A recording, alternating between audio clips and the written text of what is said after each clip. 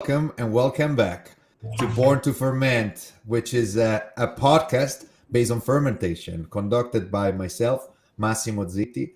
And today I have the honor to have Mr. Flavio Sasso, a person that actually going to tell you a little story immediately about this.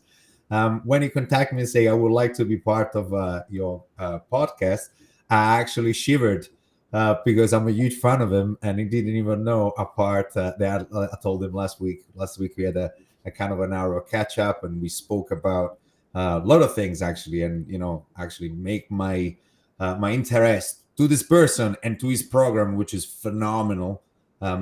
Like I'm even more a fan than before.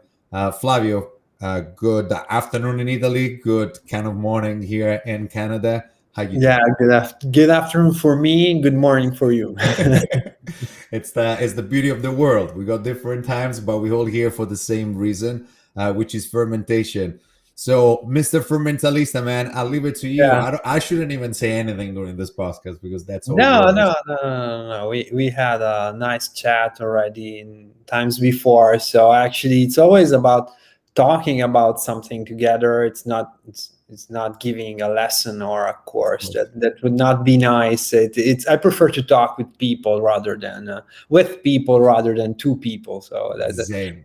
that's the cool thing about fermentation, that it gives the opportunity to create a sort of community between people that are huge fans of ferments. We build community like our common person I think we like a lot, that is on Instagram, our cook quest, the Rich Shi, this author of Koji Alchemy. He's always saying Koji builds community and fermentation builds community, and I think that's the truth. That we're kind of from the microbes that tend to create communities. We working on them, we actually tend to build communities ourselves. And I couldn't agree more. Since it's so funny because since last week, talked to you. First and foremost, thank you so much for the kombucha tips. My kombucha, my kombucha now it's phenomenal. It's better, getting better. It's amazing. What I did basically feed half of the sugar, and I increase a quarter of the water. So basically, that's starvation for. Actually, we spoke 2 weeks ago. That's starvation of the first week. Made an incredible kombucha that we actually sold at the bar last weekend. Cool. And Cool. when you taste something, you're like, wow, young mothers, so big bubbles, nice, refreshing on its own, even without any other infusions. We did infusion with other things, but even without infusion, when I taste, it's like, oh my god, this is amazing. I got a little present here for you that people can see. Show me. There we go. That's others. That's others. That's others. It's not the main one, but that's a little one that just I want to share. The backup. So basically, for everybody's listening to, like, Flavio, you got to listen to this guy. I did, and it worked. So Flavio, man, how did you get into fermentation? Why you are the fermentalistas? Please tell us a lot. Now, I got in fermentation because of I was very lucky because my parents were traveling a lot around the world for work, for jobs. So we did 2 years here, 2 years in China, 2 years in Africa, 2 years in London, and I was a child. I was a kid, so I was getting used to strong flavors and things like that were quite interesting from my point of view as a child, because I wasn't used. When I went back to Italy, it wasn't for me everything standard, like if you grow up all the time in the same place. That's why it's very important to travel, to see cultures, to understand the difference in the biodiversity of cultures in the world. So I grew up tasting flavors and things like that. Then I started working. I did my studies as biologist. I did a PhD in biodiversity and evolution. So I was kind of studying ecosystems, natural ecosystems. And then I decided to go back to what was my also other passion, food and beverage, because I was both working in the cocktail bars and restaurants and so on while I was doing university. So I did both. It was kind of Beautiful. multiple lives in at the same time, and then I used my biologist background just to start creating a little bit of information in Italy about fermentation and fermented food, with trying to giving a strong background about from a biological point of view, so giving Which right information and so on. And this is how it started in 2000, well, 4 years, 5 years ago, the which at the time, Fermentalista project. fermentation in Italy, was it something coming up? Was it something that, No, no, no. It was something very, very, actually, very few people were talking about. And one of the most problems for me was finding people to talk with about fermentation and fermented food. And the kind of information I was taking up around, what I wasn't actually so satisfied about it, because I was seeing a lot of lacks on from the biological point of view. There was no scientific background of on the course. thing. It was a bit of myth, Do you There think? Do were you a think? lot Do you of think myths. that kind of unknown zone of people not knowing about fermentation is just because that's such a not a popular thing in the Western countries, that even even people that they should study about it, they actually don't put so much effort into it. No, because we come from 50 years of industrialized food, hyper processed food. So we come from a strong policy on the communication policy that everything that is a microbe is dangerous for us. And then uh, at a certain point, 2014, 2015, with the Human Microbiome Project, the scientific community started to say, you know what? We're not human beings. We're ecosystems. We're super organisms. We're part of an ecosystem, a marching, walking ecosystem that is made 90% by microbes and 10% humans. So we were like, we're missing a part. Absolutely. We missed a part. So how could you enrich your ecosystem that you are actually by through actually eating ecosystems that are fermented foods, raw, Absolutely. unpasteurized fermented foods. So from one day to the other, we started giving up pasteurization, food industrialization, and things like that, to go back to tradition. And that was the cool thing, because we went all the way around to globalization and then go Absolutely. back to local. So And that's a I do think, this is a normal journey that a lot of societies do. They arrive, they discovered something that could be mass production, or you can create a mass production on top of that. But after, when actually everything is being produced, and you see that this production could be dangerous, right? It's not such an healthy production, and a lot of problems that Western yeah, people have is, for instance, the we diet, or exactly whatever we eat. It's not as secure as it should be, right? exactly. Now we understand that what we eat, the food, does not only nourish us.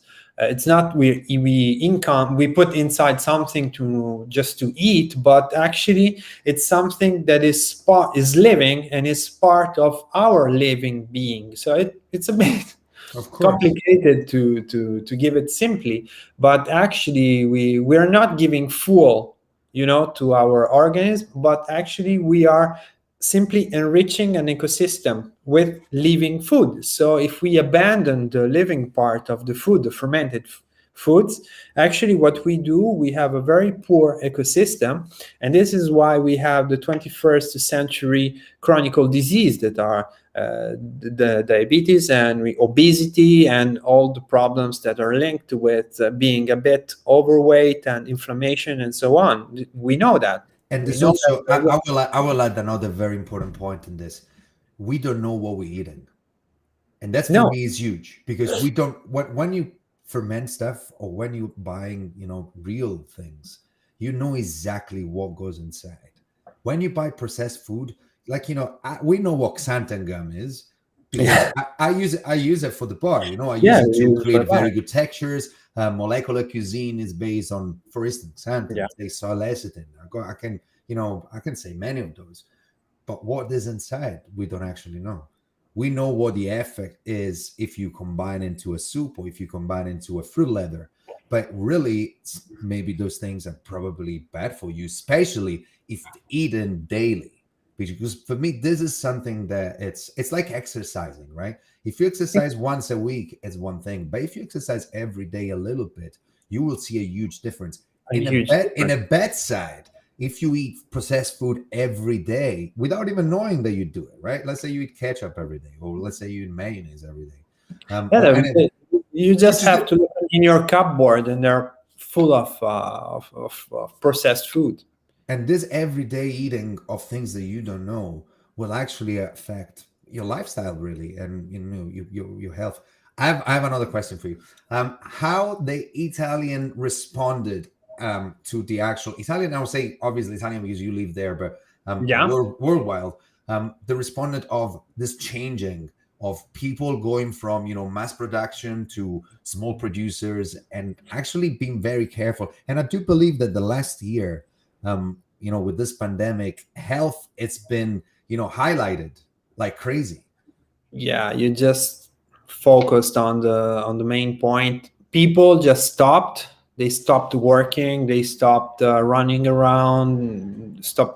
And they started again thinking, and they had more time to understand what they were eating, and they had more time to read. They had more time to inform themselves. And so what they started doing was looking at how the health is actually food based and not medicine, pharmaceutical, drugs based. Okay, we they started focusing on what they putting inside and not just taking drugs to face the problem once the problem is there, but they started to understand what all the functional foods are to stay in a good health state and not getting to be sick and then taking drugs. So that was a very, very important thing, because people are looking more and more to functional food, and they look to local groceries, because from an economical point of view, they started seeing their neighbors, that the local people that have small grocery stores, a small restaurant, things like that,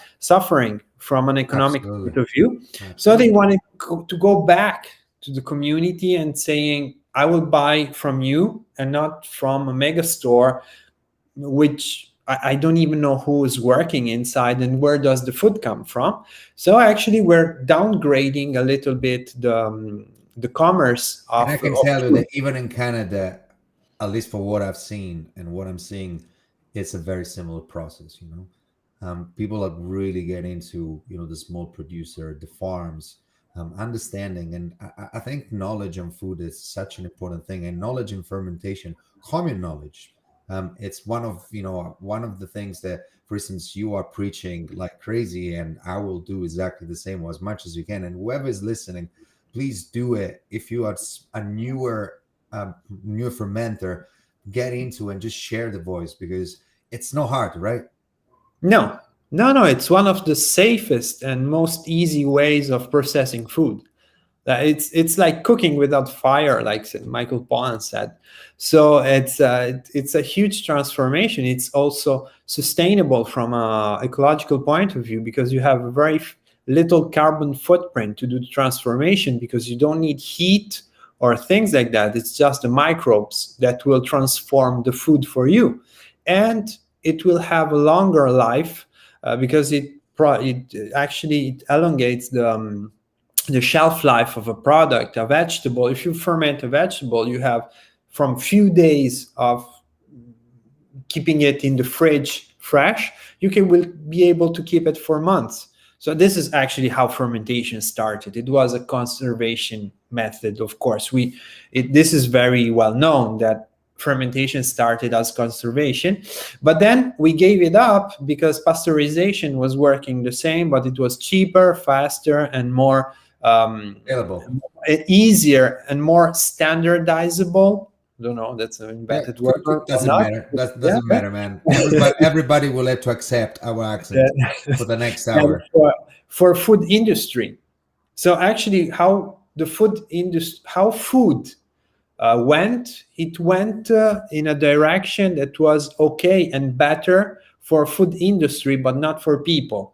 if you understand what I mean. So we Absolutely. went in pasteurization and canned food, because so the food industry could actually have better profits and so on. And but now we have to switch the thing, and the food is for the people and not for Absolutely. the for It's really been a reflection of the society. You know, we like easy things, and I do think that, have easy things applied. It could be a good thing for people. It could, your life is easier, and make your life easier in certain aspect. It's a great opportunity, but there are some aspects that nothing should be, easified, like simple. And food is one of those, because it's a daily taking of your body. So as people should take care about the incomes and the outcomes, and and the assets and liabilities and your economy and your family economy, I believe that this is something that we should really all together. And here, tell me if I'm wrong, I'm right. Our industry, especially chefs, now bartenders, much more, we are really into this, like flavor. the flavor aid, but second, fermentation. I think fermentation is becoming, I was actually a guest on a podcast of Sean Soul, which is a great friend of mine. He's running an amazing podcast about actually our industry, very specific. And what he told me was like, why did you get into fermentation? And my first answer that came to my mind is like, I have a new library. Yeah, I got new books. Why? exactly. Because your strawberry doesn't taste anymore the same strawberry. It tastes different. If you actually make kombucha with strawberry, you will get much more tannin. That's a beautiful interchanging and transformation of actually each ingredient that you thought that it will taste that way. Exactly. That is what, when I said flavor, I meant exactly what you just said, what you just explained, that fermentation gives you new horizon of flavors, and it allows you to have an identity, also a gastronomic identity that is unique to you and different from all the others. Because actually what you can do with fermentation and combine it with all the ingredients, etc., you will get some ingredients that are not available on the market. So it's just yours. And Absolutely. so you can have an identity on your bar, on your restaurant, on your cocktail bar, and actually people will come back to your place because they know they will find the kind of drinks or dishes that you make, the food that you prepare or the drinks that you prepare, you mix, they will be able to find it only at your place, nowhere else. And I'll back you up in this, Flavio, because my bar, Mother Cocktail Bar, I have some people coming back many times. We have a menu that changes once a week. We have three sections. It's called the Tomorrow section. And we use fermentation to basically create different layers of flavors on a very simple classic. And I give it to everybody an example. We lacto fermented plums, and we did a lacto fermented, we actually call the salted Negroni, because obviously lacto fermentation You imbibes need salt so in there. So you actually create this beautiful concoction, which is balance between the bitterness of a Negroni and the sour, the savory note and the sweet note of the lacto fermented plums. And this is just a little example. So yeah, I totally agree with you. Who do you think in Italy and worldwide is actually leading the world of fermentation in kind of not just a restaurant, but also people like people in the middle, like people that they're not chefs, but they study fermentation and they push fermentation for everyone.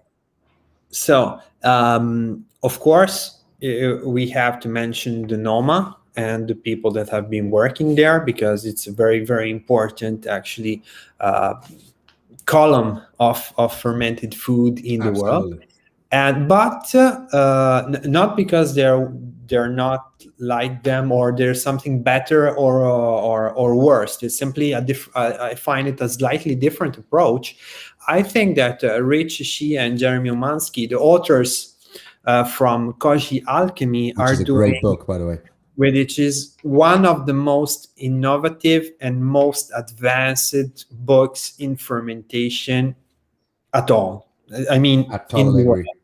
because they took something strongly traditional like koji, and traditional in Japan. They took it out of its tradition, they studied it, and they started applying the thing to everything. And they kind of told you, look, once you have the, the actual structure of it, you can do it using cling film, you can use a oven, you can use, that's not just if you don't have the wood box of cedar, Yeah, you will never make koji in your life. And this is something that, exactly. it breaks through a lot of mental steps that people do. And myself, I was the first, when I saw koji in the first YouTube channel and you say about koji, I'm like, oh my God, really? I don't have that. I don't have that. I don't have that. How do I do that? No, You no, no. start to asking so many questions to yourself that, unfortunately, because we're living in a very comfortable society, 1,000 years ago, you will ask those questions because those were the only question to how do I preserve 75 kilos of cabbage? That's all I've got. Yeah, exactly. And I I have, need it for all winter. and I got 5 kids. Yeah. You have to think about that. Like, fortunately and unfortunately, the society of today is like, oh my God, this is too much. I'm not going to do it. So those chefs, and this we're going back to that my first question. Those chefs, they actually made a book that was like, look, if you run a kitchen, you can do this, and it's pretty simple. But they went to another even level, another step. That is, they brought fermentation to really to community, saying, "Let's talk about it." I'm not. They have the approach of, "I'm not teaching you. I'm just sharing what I discovered, and this is what I like the most," because they really, really increase the movement about fermentation. Of course, we know that all started with people like Sandor Katz that started all the movement, and he's probably the father of the worldwide fermentation movement, and he kept that kind of approach, sharing knowledge and making people understand fermented food is not rotten or dangerous. It's something completely different. So he's number one for, I think, And for in his everybody. book, Art of Fermentation, for instance, is so good because he tells Yeah. you, So I'm not going to give you a recipe. no, I'm just going to tell you that I do this and you should try. And if you make a mistake, happens, and do it again, just be safe on some certain, kind of circumstances. But all the rest exactly. is like his ingredients, it's time, and it's your time. So as he started the fermentation culture, but from a more traditional point of view, because he really built up an international, worldwide culture about traditional fermented food.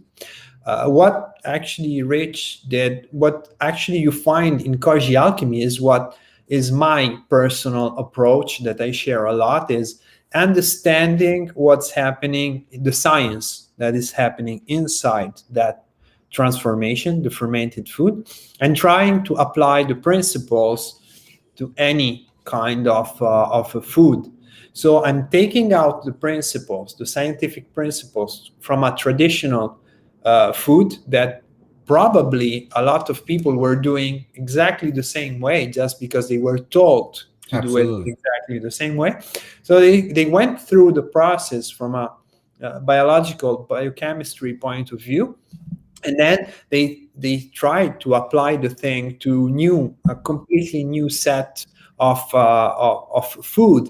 And what is funny is that probably if you go back to if they go to Japan and they tell traditional people, sake breweries or miso, traditional artisanal miso producer, what actually they're doing with with koji, They will get crazy. yeah, probably they would not even accept it No, but we, because we we are from the same country. And do you think your grandmother, if you will go no, there and say, I think you have a different way to make a tomato sauce, she will look at you, she will listen to you. She would just tell you, no, get out of my kitchen. exactly. This is my kitchen. I'll make my own tomato sauce. But to be honest, But and this is the thing, the nephews of those people, they probably will. If you yes, in Japan and you but run a kitchen and you make tons of koji, and you got to produce it in a way that your restaurant is very busy, and you got to be there because there's a request and demand of consumers, you will see that those people will start to probably use the cedar box only. They probably will for some, extra premium koji, but the rest, it needs to be efficient, and also it's good, right? It's not that Yeah. the product isn't as good as the other one. No, absolutely. But this is a very good point about the grandmas, our grandmas, about ragu and things like that. Is you first of all, you cannot do innovation if you don't start from the traditions and if you don't understand traditional food.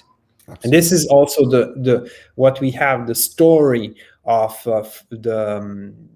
the culture of fermented food in the world right now. Is we started with the wild fermentation, the art of fermentation, those books that were like telling people we forgot something. Let's go back to our roots. And that was very, very important. From there are new books now, new people that are starting to get in from there to innovation and development of new techniques. But the problem is that very young chef, very young people that are approaching food industry, they have to understand they cannot jump the traditional part. They will have to start back and learn how to do traditional fermented food very, very, very good. Yeah. So they have to learn first that, and then, because of course what they see is already a person that has already went through that road, that actually already did. I do also believe that people like you will be the beautiful kind of bridge between those two, because you are a biologist, so an old person will believe you because you have the knowledge behind your talks. A chef, maybe, he knows the principles and he goes and execute it. People like you that they study, fermentation from the real kind of aspect of, be a scientist. It immediately gives you credibility. Yeah, and also it gives you the tools to make people understand better what's happening. You don't just tell them put a bit of salt in your cabbage and wait for it. You tell them you put some salt because of this and that, and how much salt you have to measure the salt, because so you can replicate time to time the same procedures and things like that. So it's getting really interesting. And also I think the bread makers are going through that, also studying a lot. I have a famous bread, I call it a bread maker, but because I don't know probably the correct English word in Italy, that is Aurora from Le Polveri in Milan. That is a very famous un forno. How you call that in English? I don't remember. Which is a baker. It's a bakery. The baker, yeah, we call it a bakery. And she has a master degree, I think even a PhD in chemistry. Amazing. So that's funny, because that bread means her bread is phenomenal. Then because she does it everything with sourdough. Everything is spontaneous wild fermentation. So it's very, very. But she applies precision to everything she does because she has a chemistry background. So that's the people I think are changing the world of fermentation. Okay, and I totally believe it, because actually the connection went a bit out. So if you want to just repeat, this girl from where's she from again? Milano. Yes. And the bread, the bakery is called Le Polveri. That means the dusts. Absolutely. And she does everything based on sourdough. So everything is spontaneous. Not using any yeast at all. No, at all. Zero. You cannot even talk about it with her, because she will just I'm gonna write this down because I'm gonna look into this. I'm actually, seeing COVID started. I'm actually started to make my own bread, and we sold more than 170 loaves since pandemic. And that's all made with this hand, with my sourdough starters. And there's also another thing, the sourdough craze started as soon as the pandemic hit, right? Everybody, or like all the people that like cooking, they're like, all right, now is my time to make bread at home. Also, because can I tell you something? And this is very personal. Did you make bread too, right? I've seen some. This is something. Yeah, but this is something very, very strange. People don't understand that because I'm in fermentation, I do all kind of fermentation, but I'm not quite into sourdough Okay, bread and making bread because it's you have to study all of that. I mean, I do it sometimes for myself, but I don't have the knowledge to teach or talk about it to other people. I listen, absolutely. I still listen because fermentation is so wide topic that you cannot know everything about all the topics. So in my personal experience, I'm most focused on fermented vegetables, and I'm just fond of koji and alternative applications of koji, but There was a because great post. There was a great post of yours about kefir grains, yeah, and this yeah, is something. and And this is wild something. fermentation in general, of course. And this is something I asked you actually last time, and I was like, I really don't understand how it's possible that water kefir is not popular as Pepsi or Sprite. And you obviously had a great answer to me and tell me, well, I'm gonna actually leave it to you, so at least you can tell me again.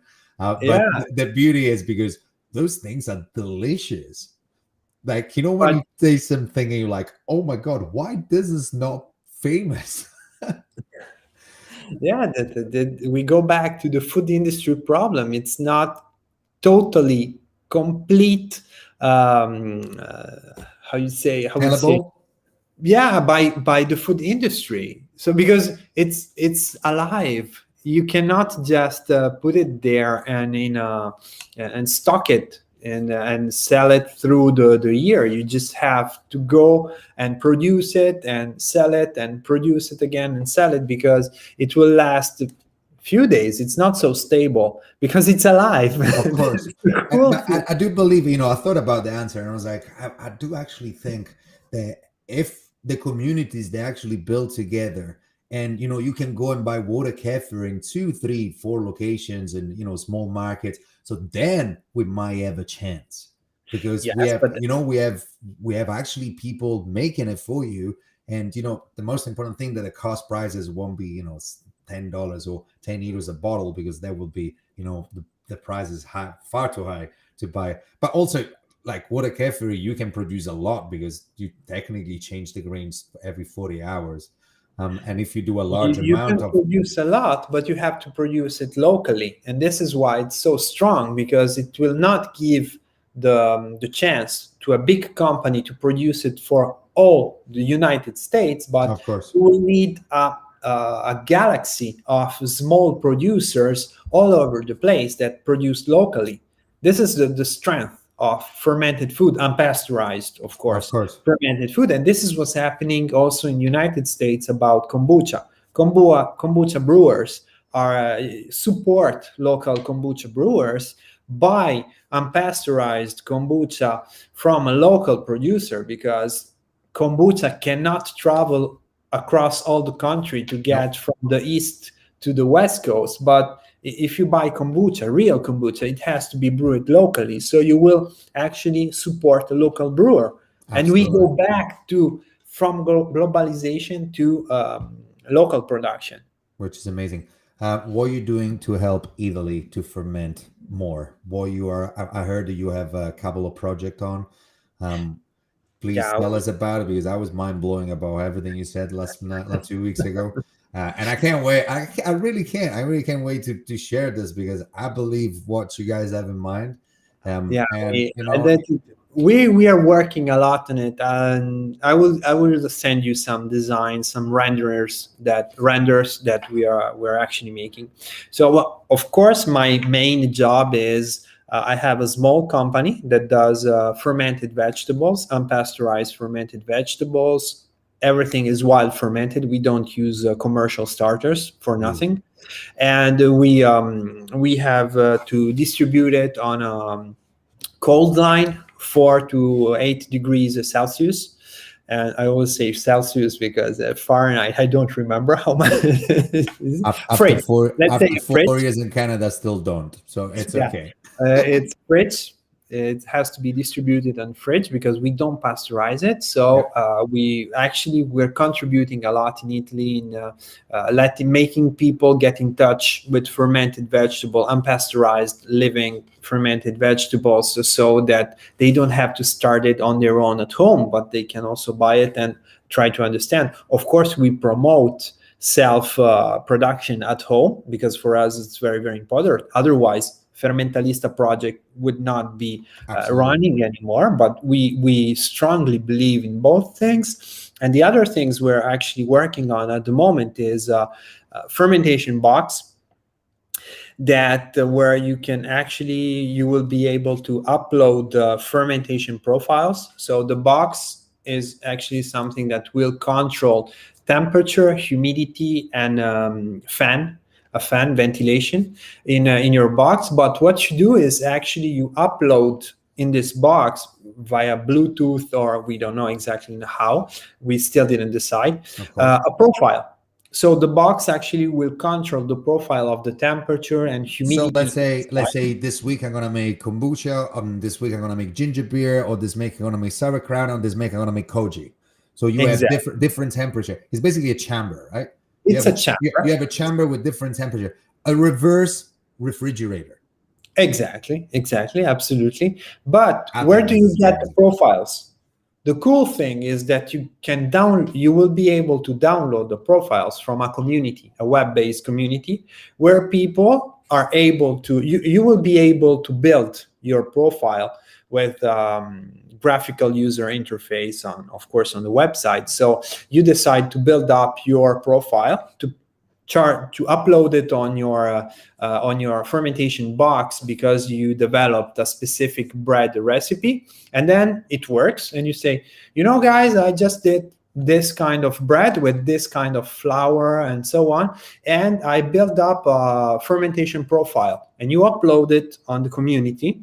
And people from all over the world, I hope one day, probably, they can download. Yes, of course. Well, I think I also tell you, man. I think a lot of people will be very interested in this. Because we are going to a very different phase of our lives. We had our generation has just had the first biggest struggle that we ever had, and people are thinking in a different way now. Some people, they don't think anymore, or they just think, this is all gone and this is the end, blah, blah. But other people, they're actually thinking that this is the beginning of, a new thinking. And I'm one of those, for instance.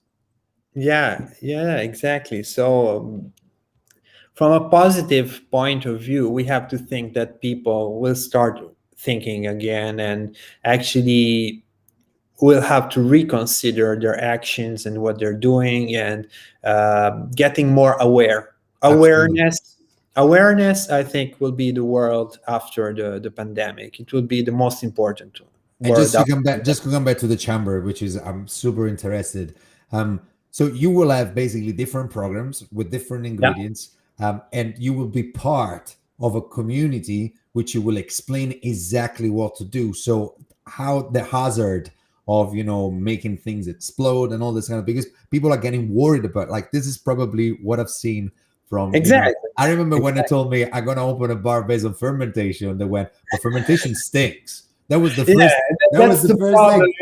And I was like, you really think about that? Like, I was not thinking about that, because apart kombuchas, which is, yes, of course, it's got a little funky smell, acidic, there's a bit of acetic acid there. But if not, fermentation doesn't really stink. Especially vegetables, lacto fermentation doesn't stink at all. It doesn't stink at all. You just have to tell people, look, fermented food are, for example, yogurt. Do you think yogurt stinks? No. So and it's delicious when you make your own. Even some bread. Exactly. Bread stinks. It doesn't stink. It's a fermented food. And it's the best smell that you can get. Yeah, it's a food transformed by microbes. That is the definition of fermented food.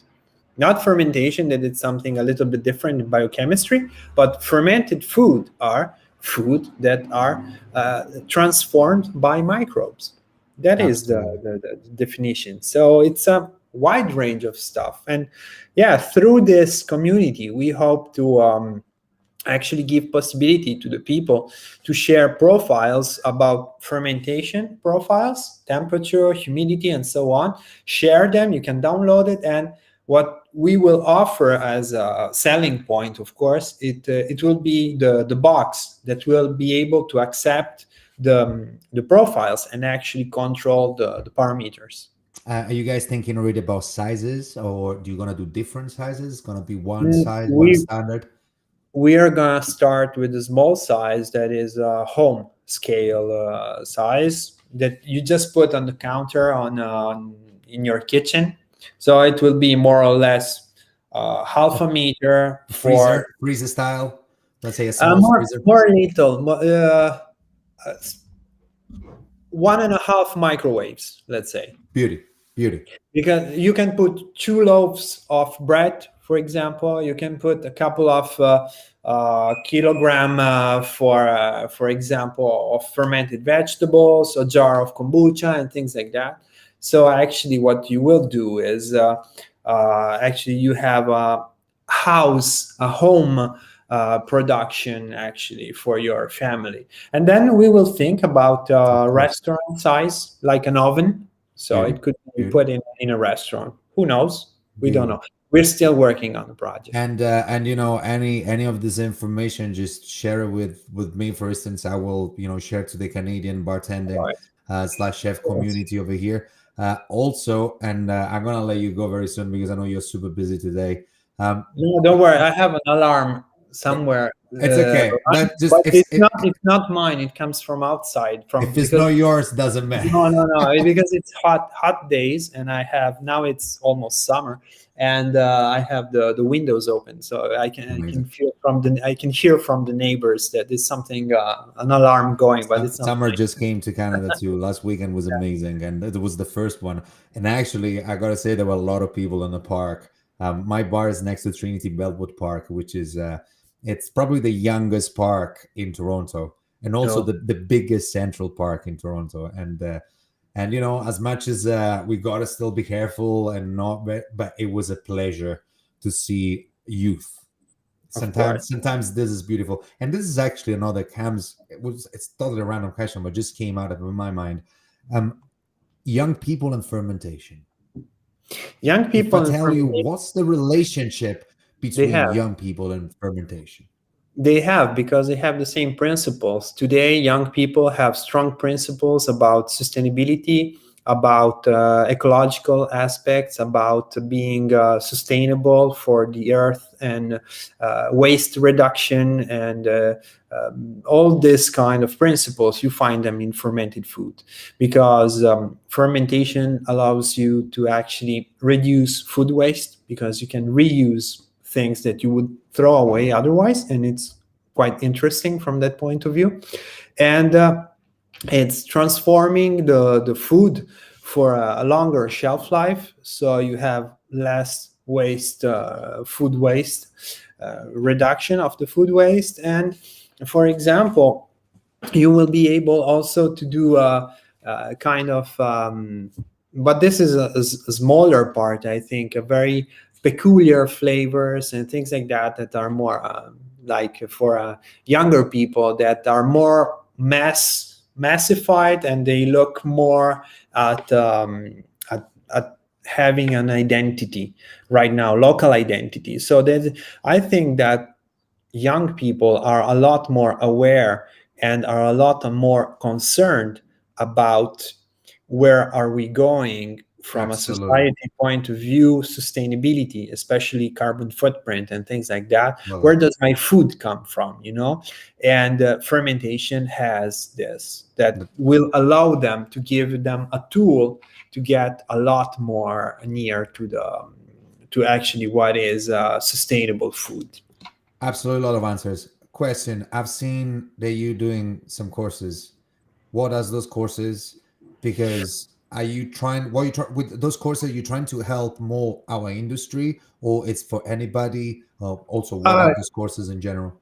Of course, it started with bartenders and chefs, because they were the most interested, and they were the very first people that got actually attracted by fermentation, because it started with professionals, not with common people, of course. Like all the time, it starts with professional. But now I'm getting more and more people that want to actually know about fermentation and how to do it at home. And I had to diversify a little bit my channels, my communication channels for the courses. So I have professional courses that are a bit more intense, a bit more hard, let's say like that. But I'm doing a lot since this year. I'm doing a lot of common people. I don't know how other to say it. No. I say people that are not really fermenting daily. Exactly. So practitioners is probably the best. Passionate about fermentation. And I'm also doing some initiatives that I was not able to do a couple of years ago with associations, with cultural centers, and so on. I go there for free and just we talk one night or 2 nights, free webinars and things like that. And because there's a lot of people that want to know, but they just want to understand what are we talking about. So they're not like, yeah, I'm gonna do a 6 weeks course about it's spending 7 hours a day fermenting. Yeah, exactly. Absolutely.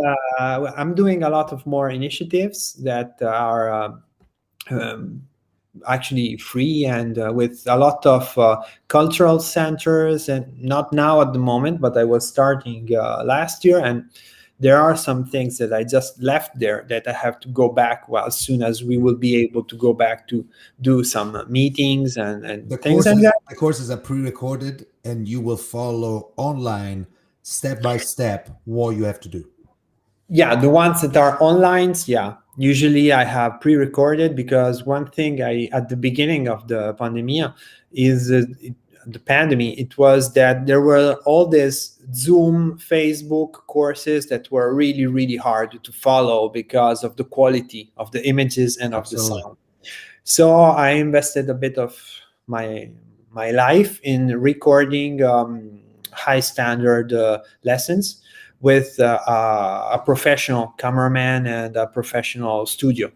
And we did this course with professionals, and we had to do like a film, like a documentary, like everything. And now it's on this new website that we called it Fermenters Academy, and it will host also other courses from other fermenters, amazing, bread and so on. We already recorded a new course.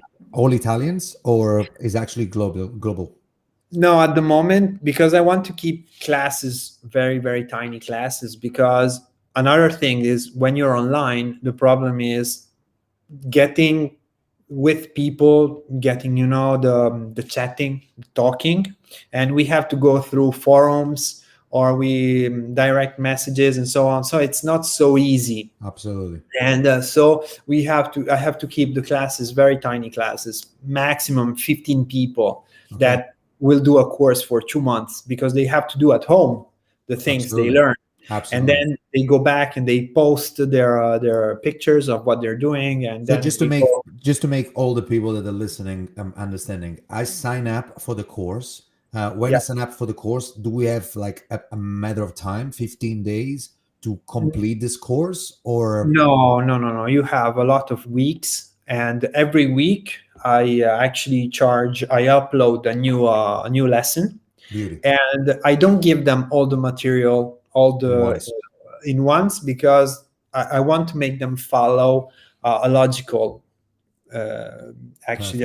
track. So I force them week by week to just to see. They can see only the new lesson from week to week, and they can start making things only if they first did the previous lesson, so they can understand the basics. Beauty. I'm a bit naughty from that point. No, but I do think, I was, for instance, my personal, and this is not about fermentation, it's totally a different thing. I was assigned for master class, so that was before pandemic. But to be honest, some of the stuff that I learned there is actually very useful still now. Thomas Keller, for instance, I love that guy, and I love his cooking. It's so simple, but so accurate. But after a while, I lost a bit of interest, to be honest, because there was so much going on that you basically watching TV. Yeah, it's a sort of It's not that entertainment. it's not that you dig into it and you're like, I'm gonna do every single recipes. And bear in mind, I don't blame the guys that make masterclass. I blame No, no, myself. I blame myself because sometimes, when you're watching something, there's so many things going on. Oh, Alicia Keys is doing songwriting. Oh, this yeah. guy is doing this and this guy. So what happened that you can't do everything? It's impossible. As much as you No, think you are. and And so and the what thing, you end up doing is to watch exactly. masterclass and just, oh, you have seen that. Yeah, And it's like Netflix. exactly. And you're like, wait a second. I never had Netflix account because I don't watch television, or I do watch sometimes. Like really, Yeah, I probably watched 4 series in all my whole life, yeah. and I'm very proud of it because I don't spend time in front of the TV, No, and if I do, it's because I really like something. really, you really want it. Yeah, But at the same time, watching something to learn, it's not the same thing they actually learn it. And no, schedule, if you think about when you work in a restaurant, right, you do staging, and staging exactly. is not that you're just watching them working. No, no, no, no. You have to, but that's the thing. I wanted also that you could interact with me. So it's not just the videos are there and you look at them when you want. You have to do the things, and we have actually to talk. You have to tell me what you're doing, and then we catch up sometimes with some Zoom lives, but just to do some question and answers about what they're doing. And there is this forum where everybody just writes about what are the problems that they're encountering, and people start also answering, I have the same problem, or Flavio, where I can get this jar, I don't understand when to buy it, or things like that. So Perfect. it's very, very interactive. But to be very interactive, I need very small classes, maximum 15 Absolutely. people. And that is why it's only in Italian, because I don't have a wide range of, I really, not because I don't want to seem proud of it in the bad way, but I really have always the courses are sold out because I have very small classes and I want to follow them very, very well. So I don't I have a lot also I of also have another I also have space. another beliefs about that. Your courses are probably amazing, so people really want to do it. That's why they're probably sold out. Sometimes Yeah, you don't know how many people they can reach 15 people to have a course about something. But when the voice is someone that it's very experienced about a matter, I think people that really understand that there's a lot of value coming through that. yeah, That yeah. being said, the value of home fermentation on it's even much bigger because and this is my personal story. I'm a Brazilian jiu-jitsu fighter, or at least a practitioner, and I never had weight problems because I'm eating and I living fermentation for the last 5 years of my life, and my diet it's pretty perfect. I don't know, and obviously I don't want to say like mine and me whatever, but those things that No, but you they share. really work. They really work, and we should apply for those courses just because at least we're learning something that is so important for us. Exactly, exactly. And of course, then the course is quite long. It's a 1.5 month, almost 2 months. So I'm able to open classes only once every The other one one and is a half finished. month. Yeah, and so that is why also I have small. I'm always a little bit. I have more requests than I can offer, but I didn't want to go just like, yeah, I'm going to do bigger Of and bigger course. classes, more and more people. Yeah, it's so funny because for us, for instance, we do it's called Mother Live, and they basically, because we can't open the bar, we do Yeah, live sessions with big yeah, groups. I'm talking this times, sometimes 140 people, 77 people, but it's a totally it's a night out. They going to the bar, but they can't go to the bar, so the bartenders go to their homes. yeah, of course. And it's a totally different thing. And trust me, man, you don't understand how much I'm preaching fermentation during those courses. And even if they want to just drink and get drunk and have fun and share that, I was like, you should ferment home. And they go, and they really go, I was like, man, I'm just having a cocktail. I was like, yeah, but see, that cocktail is really good for a reason. And you know why? I'm Do you putting know where fermentation alcohol inside comes that. from? Alcohol comes from fermentation. Yeah. Okay, listen. Last time. that was one of the highlights that I had in my mind, and I will repeat this because I actually put you in the same level of Stevie Wonder. I don't know if you remember that, and if you Yeah, don't, I'm gonna be very upset. I'm joking. yeah, no, I do remember that. Basically, because what you're trying to do, which is amazing, it's speaking a very hard language to understand, but simplify it for everybody's needs. And that's what, for instance, Stevie Wonder did, because his music knowledge was insane. And but some of the songs, they're so simple and they're so romantic, which I believe fermentation is so romantic. Yeah, it is. We were speaking It about is. sourdough before, and baking. Trust me, for me, was creating food from scratch. Exactly. It's a huge thing. Like, it's really big because you basically make food. Like, nowadays in 2021, tell me how many people make food from scratch apart bakers or professionals. But like Yeah. at home, you don't, and No, it's you don't. such a Never. beautiful feeling. So if you have a message, or if you would like to say something to people that they never ferment before and they would like to start fermenting, what would be yours? That actually you are part of an ecosystem. You are a walking, a marching ecosystem, because you're made basically of microbes.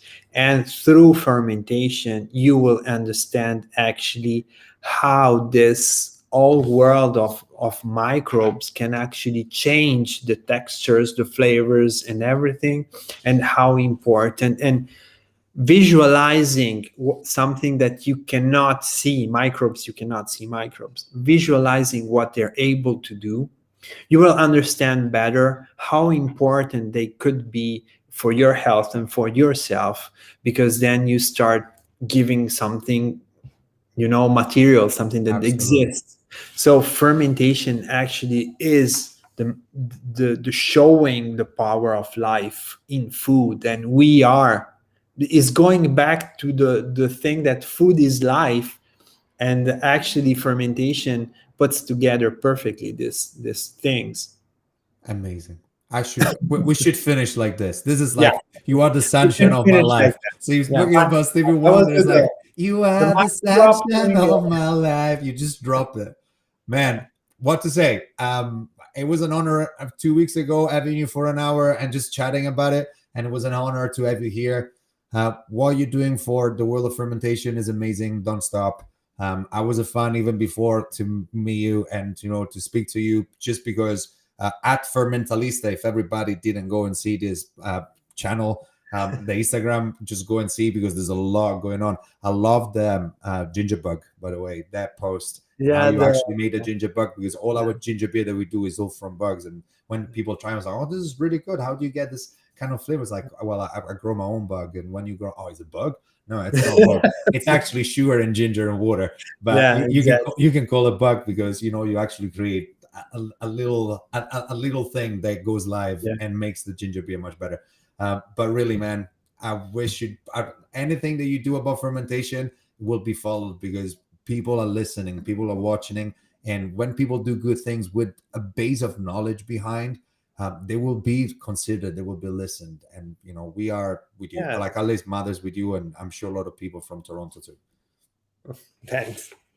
Well, it was fantastic chat with you, and we could replicate sometime in the future. Who knows? I think I really want to do an Instagram live with you, because Okay, perfect. we have very good followers in there, and I got very small community at Mother, that they all people, like what we said, that they really care about where they're getting food and how they eat, and that's why they come to the bar to experience. They know that we got good staff for them, and they kind of understanding this process that we really believe into. Flavio, have a great day. Say ciao to You all too. of my love Italy. Have a I good will. one. Kisses to the family, and keep fermenting as always. Okay. Always, always keep fermenting. Bye. Take Ciao. care. Ciao, ciao. Ciao. Ciao.